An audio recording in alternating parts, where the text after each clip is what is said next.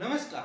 आज आरक्षण के एक सबसे बड़े सवाल पर चर्चा करूंगा कि जो टेट में जो आरक्षण दिया जाता है, जो पात्रता परीक्षा में जो आरक्षण का लाभ दिया जाता है, क्या वो मुख्य भर्ती परीक्षा में आरक्षण का लाभ ले सकता है या नहीं ले सकता है। सवाल बड़ा कॉमन है। टीईटी, टीचर एलिजिबिलिटी टेस्ट, आप नाम जानते हैं, शिक्षक पात्रता परीक्षा। अलग अलग राज्यों में इसका अलग अलग नाम रखा हुआ है। राजस्थान में रीट है, तो कहीं अलग राज्य में इसका दूसरा नाम है। एनसीटी ने इसका नाम टेट रखा है। सेंट्रल का नाम है, केंद्रीय जो सीबीएसई करवाती है उसका नाम है सीटीईटी, सी टेट। लेकिन सवाल आज का सबसे बड़ा कॉमन है, सब कई राज्यों में ये मुद्दा कई बार विवादित बना हुआ है। एनसीटी ने अपनी 2011 की गाइडलाइन में ओबीसी, एससी, एसटी, पीएच आदि आरक्षित कैटेगरी को 5% की पासिंग मार्क्स में छूट दी थी। उसके बाद एक विवाद हुआ कि कई राज्य सरकारों ने कहा कि आरक्षण का लाभ जिन्होंने स्टेट पासिंग मार्क्स में ले लिया, उसको हम मुख्य भर्ती परीक्षा के चयन में जो जहां पर आप मास्टर बनते हैं, टीचर बनते हैं, वहां आपको लाभ नहीं देंगे, क्योंकि आपका दोहरा लाभ हो जाएगा आरक्षण का। एक भर्ती में एक अभ्यर्थी को 2 बार आरक्षण का लाभ नहीं दिया जा सकता। ये एक बेसिक सवाल इसी के साथ और है दूसरा, कि यदि आप सीटेट पास करी है आरक्षण का लाभ लेकर, छूट का लाभ लेकर 5% का, बट आप दूसरे राज्य के हैं और आपने सीटेट पास करी और दूसरे राज्य में जाकर आप फॉर्म भर रहे हैं, तो वहां पर क्या आप उससे एलिजिबल हैं या नहीं। सपोज कीजिए, ये मामला मैं चर्चा कर रहा हूं, आप उत्तर प्रदेश या राजस्थान किसी राज्य से, आपने सीटेट पास करी 55% के साथ, बट आप DSSSB का फॉर्म भर रहे हैं दिल्ली सरकार की भर्ती का, क्या आप वहां पर योग्य हैं या नहीं। इस मामले पर सुप्रीम कोर्ट का क्या कहना है, वो भी इस सवाल पर चर्चा करूंगा, क्योंकि बहुत सारे राज्यों के छात्र 5% का लाभ लेकर सीटेट पास कर लेते हैं और दिल्ली के अंदर भर्ती होने वाले में, शिक्षक भर्ती परीक्षाओं में सीटेट माना जाता है, तो वो वहां पर योग्य है या नहीं, ये सबसे बड़ा सवाल होता है। और वो आरक्षण का लाभ वहां ले पाएंगे या नहीं, इस पर सुप्रीम कोर्ट का क्या कहना है। इस मामले में सुप्रीम कोर्ट क्या कहती है, ये सबसे अहम सवाल है, क्योंकि सुप्रीम कोर्ट ही ऐसे मामलों में नियम व्याख्या करती है, संवैधानिक और कानूनिक मामलों में। आज इस वीडियो में डिटेल से चर्चा करूंगा। मेरे समझ से बाहर है कि जब सुप्रीम कोर्ट से इतने फैसले आए हुए होते हैं, तो ये जो भी राज्य की सरकार है, वहां के अधिकारी इन फैसलों को पढ़ते क्यों नहीं है। क्या उनको मालूम नहीं होता, क्या लीगल डिपार्टमेंट को भी मालूम नहीं होता कि सुप्रीम कोर्ट ने क्या जजमेंट दे रखा है, क्यों अभ्यर्थियों को पीड़ित करते हैं। खैर, इस मुद्दे से अपने को हटकर मेन मुद्दे पर आते हैं। सुप्रीम कोर्ट का एक फैसला है जो राजस्थान से चला था, विकास सांखला वर्सेस विकास अग्रवाल है। राजस्थान से चला था ये मामला, और 2016 में जाते जाते इस मामले पर फैसला हुआ था डिटेल से, और सिविल अपील नंबर है 3545 से लेकर 3549 तक इसके सिविल नंबर है, बट्टा 2016। बेंच थी ये AK सीकरी और RK अग्रवाल, और जज थे जो इसको फैसला लिखने वाले वो AK सीकरी थे, और ये फैसला दिया गया 18 अक्टूबर 2016 को। ये जजमेंट बहुत ही क्लासिकल हुआ है, इसमें बहुत सारे सिविल अपील लगी हुई हैं। ये मामला राजस्थान से चला था, और शॉर्ट में चर्चा करते हुए आऊंगा कि सुप्रीम कोर्ट ने लास्ट के पैराग्राफ में साफ साफ क्या कहा कि क्या ये दोहरा आरक्षण है या नहीं। सुप्रीम कोर्ट का क्लियर कट एक लाइन में मैसेज क्या है। टेट जो परीक्षा होती है वो एनसीटी के द्वारा निर्धारित किया हुआ गाइडलाइन है 2011 में, और सभी राज्यों के लिए मैंडेटरी है, बाध्यकारी है करवाना शिक्षक भर्ती परीक्षा से पहले। इसमें मिनिमम जो पासिंग मार्क्स है वो 60% है। SC, ST, OBC, PH जो तमाम कैटेगरी को 5% की छूट दी गई।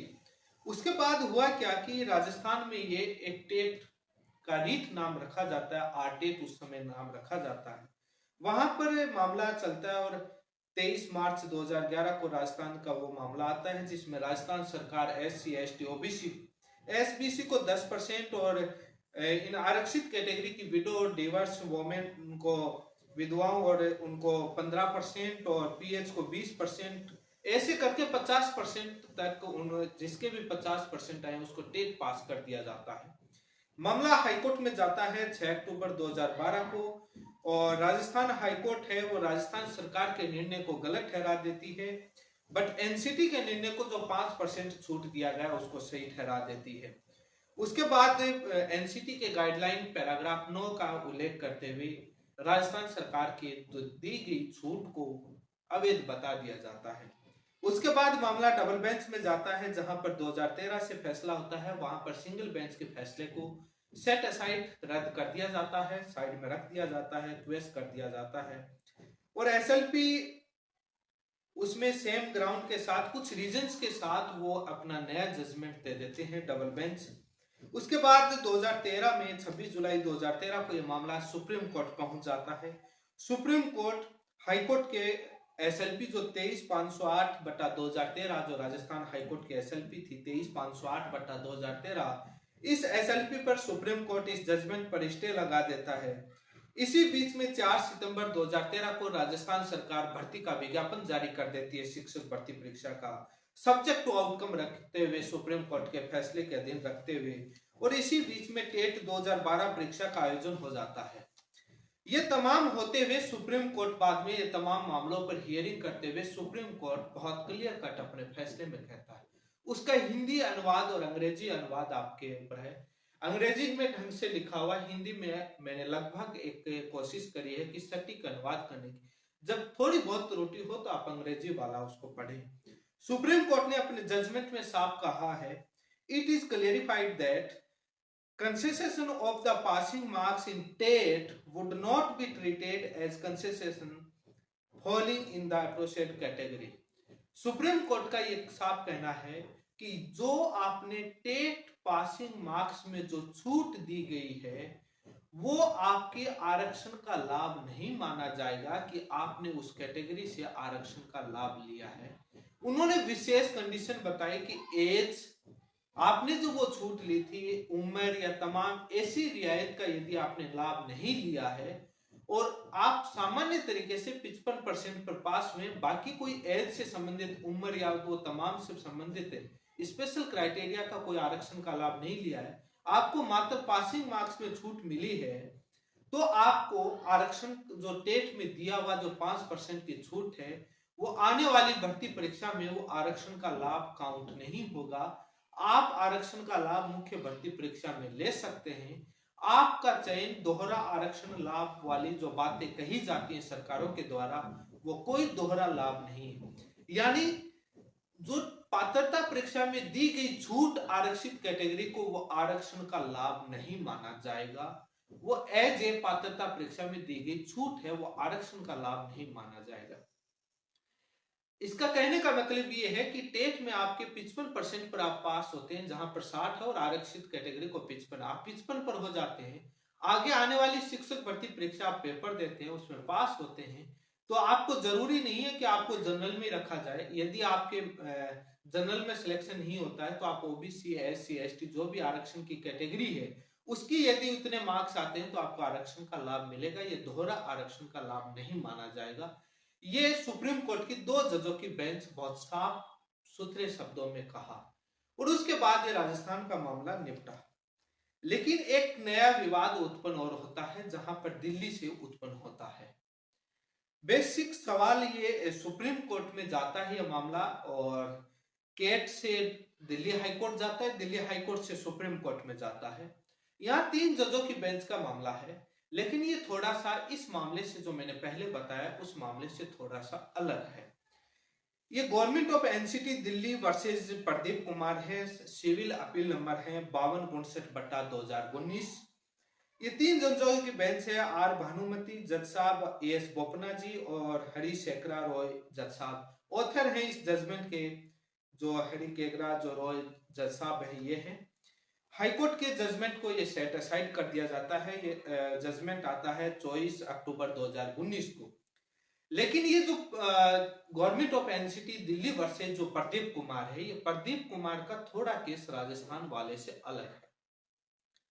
ये केस अलग कैसे है, आपको मैंने शुरुआत में एक लाइन में बताया था कि ये प्रदीप कुमार दिल्ली का निवासी नहीं है, अदर स्टेट का है, बट ये सीटेट पास है। बट सीटेट में वो पास आरक्षण का लाभ लेकर है, ओबीसी कैटेगरी से, और 55% से पास होता है, और 5% का आरक्षण का लाभ लेकर सीटेट में ये पास होता है।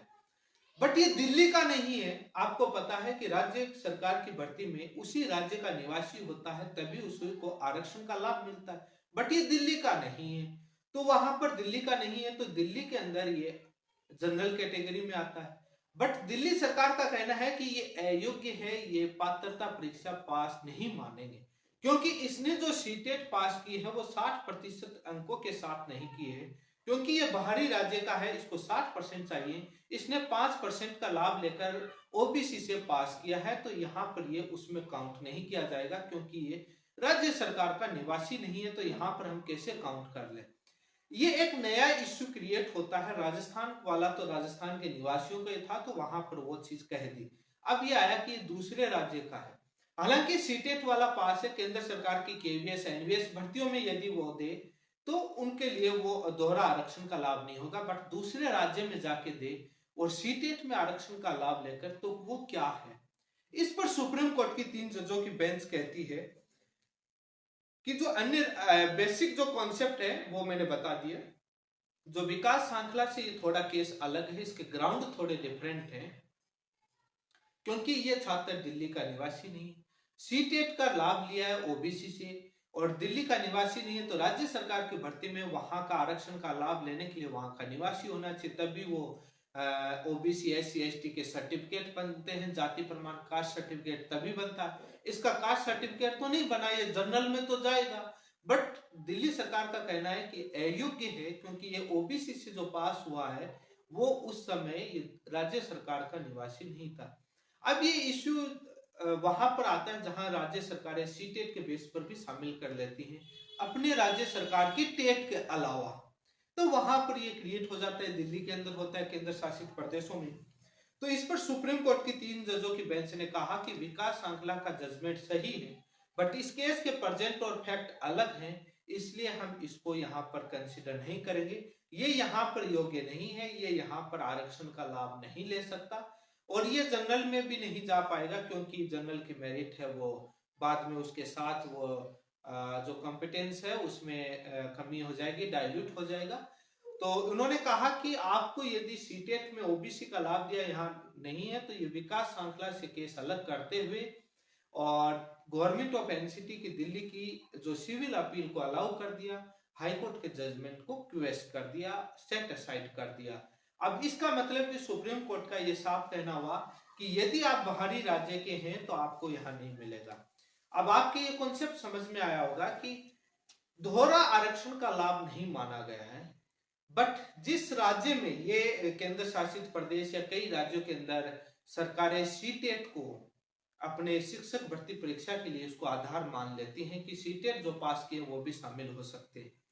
अब उसमें उस राज्य के जो छात्र सीटेट पास किए हुए उनके तो कोई दिक्कत नहीं होती, क्योंकि वो वहां का निवासी हैं, तो कास्ट सर्टिफिकेट जाति प्रमाण पत्र पेश कर देंगे।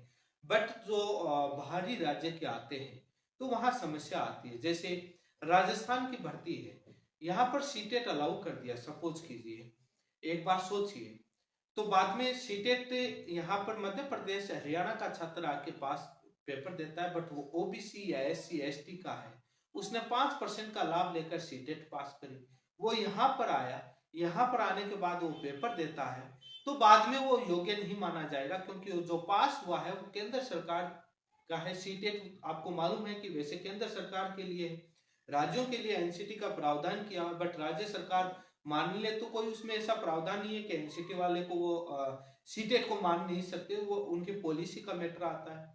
तो बाद में ये विवाद चला, तो वहां का निवासी होना चाहिए, तो इसमें दोहरा आरक्षण का लाभ नहीं माना गया है। जो गवर्नमेंट ऑफ एनसीटी दिल्ली वाला जो प्रदीप कुमार वर्सेस प्रदीप कुमार वाला जो मामला था, उसका जो फैक्ट और ग्राउंड था वो विकास श्रृंखला वर्सेस विकास अग्रवाल से कनेक्टेड और मैटर से अलग था। क्योंकि वहां एलिजिबिलिटी पर प्रश्न चला गया कि ये योग्य है या नहीं, क्योंकि ये सीटेट जो पास हुआ है 50% के साथ, जो 55% के साथ जो पास हुआ है टेट परीक्षा में पास लेकर, लेकिन एक नई विवादित कैटेगरी आ जाती है कि जब आप उसको दोहरा आरक्षण का लाभ नहीं मानते हैं तो बाद में उसको आप आगे मुख्य चयन भर्ती परीक्षा में भले ही वो दूसरे राज्य का है तो आपने उसको इनएलिजिबल कर दिया, तो इसका मतलब वो दोहरा आरक्षण का लाभ तो आ गया कि क्योंकि वो, लेकिन वो ग्राउंड अलग हो जाता है क्योंकि उसने जो लाभ लिया अदर स्टेट का मामला आ जाता है, सेम स्टेट वाले में कोई दिक्कत नहीं होती। अभी हाल ही में महाराष्ट्र के अंदर एक जो कैंडिडेट ने जो कट ऑफ भेजी है वो आपके स्क्रीन पर है। इसी सरकार की तानाशाही की वजह से, नीतियों की वजह से, और सामान्य कैटेगरी की कट ऑफ कम और ओबीसी की ज्यादा चली गई है और बाकी कैटेगरीज की ज्यादा या कम बराबर सी हुई है। ये इसीलिए हुई है कि जिन छात्रों ने, जो महाराष्ट्र के जो छात्र ने मुझे जो बताया, उनका कहना है कि हम टेट परीक्षा में जो 55% के साथ हम जो पास हुए हैं जिस भी कैटेगरी के, उनको हमको जनरल कैटेगरी में ही काउंट किया गया, आरक्षित कैटेगरी में काउंट नहीं किया गया। ये उनके साथ बड़ा छेड़छाड़ किया गया और एक नियम का उल्लंघन हुआ है। तो ये गलत है, सरकारों को इन फैसलों का अध्ययन करना चाहिए। ये रिपोर्टेबल जजमेंट होते हैं, बेस होते हैं, जिसे भर्तियां कोर्ट में नहीं अटके, बहुत वो होता है। उन्होंने मुख्य तौर पर बताया कि ये है, तो वो हाई कोर्ट और सुप्रीम कोर्ट जाएंगे। तो ये दो जजमेंट है जहां पर गवर्नमेंट ऑफ एनसीटी वाले जजमेंट में सुप्रीम कोर्ट ने विकास आंकड़ा के जजमेंट को बहुत क्लियरली रखा है और उन्होंने साफ कहा है कि वो जजमेंट तो वैलिड है ही। उन्होंने दोनों में डिफरेंशिएट किया क्योंकि जो प्रदीप कुमार था वो अपना जजमेंट रख रहा था कि विकास आंकड़ा वाला बार बार रख रहा था, तो उन्होंने डिफरेंशिएट किया कि आपके और उसके दोनों के ग्राउंड में क्या फर्क है, फैक्ट्स में क्या फर्क है, इसलिए उन्होंने ये जजमेंट दिया है। तो आखिर तौर पर मैं ये कहना चाहूंगा, टेट परीक्षा में किसी भी राज्य में जो निवासी है, जो कई राज्यों में विवादित चलता है, यदि उनको आरक्षण का लाभ लेकर, वो छूट का लाभ लेकर, जो रिलैक्सेशन जो दिया जाता है 5% का, वो आपका आरक्षण का लाभ नहीं गिना जाएगा फाइनल चयन में।